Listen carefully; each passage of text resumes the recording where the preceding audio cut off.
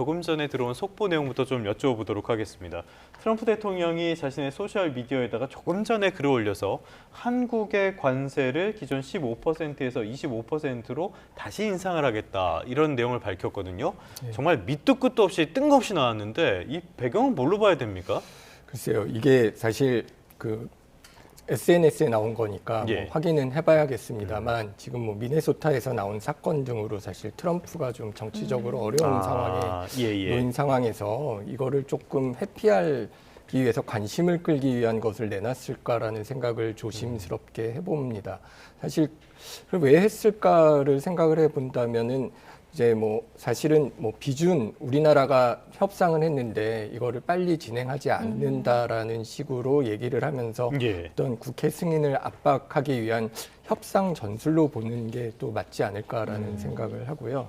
이건 사실 트럼프가 그동안 관세라는 것은 일종의 협상 칩으로 사용해 왔다는 어떤 정책 함수로 쓰는 일관된 행동이었기 때문에 어떤 자국 산업을 위해서 그리고 이번 같은 경우는 자기의 정치적인 위기를 어떤 타개하기 위한 관심 돌리기 방법을 위해서 쓴 뭐 강한 메시지로 볼 수 있는데요.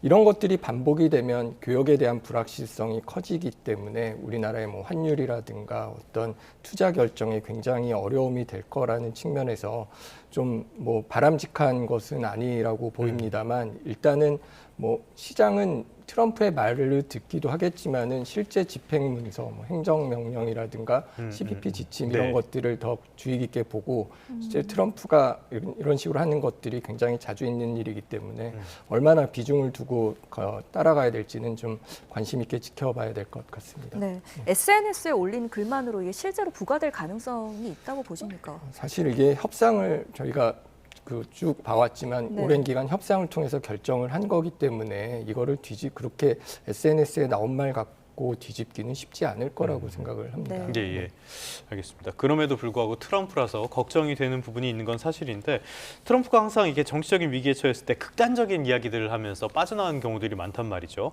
만약에 실제로 부과됐을 경우에 우리 경제에 미칠 파장 이런 것들은 만만치 않은 거 아닙니까? 예, 그렇죠. 사실은 저희가 25%에서 15%로 낮추기 위해서 굉장히 많은 노력을 하지 않았습니까? 그리고 저희 최근에 원달러 환율이 올라갔던 어떤 대미 투자, 3,500억 불에 대한 내용이나 200억 불씩 매년 투자를 하기로 바꾸게 된 것도 사실은 그 관세를 낮추기 위한 노력이었는데 저희는 사실 그런 어떤 굉장히 미국에 대한 투자를 한다라는 것으로 그 관세를 피하기 위한 노력을 했는데 이제 와서 다시 관세를 올린다 그러면 사실 어떤 국제적인 신뢰 문제도 있고 우리나라 입장에서는 이게 뭐 투자뿐만 아니라 자동차를 중심으로 한 수출에도 영향을 받을 문제이기 때문에 뭐 경제에 좀 큰 문제가 위기가 그러니까 경제에 큰 영향을 미칠 것이라는 측면에서 주의 깊게 봐야 될 것 같습니다. 네, 아무리 SNS에 올린 글이라고 해도 우리 정부에서도 어떤 다음 스텝 대응 선택지가 있을 것 같은데 이거는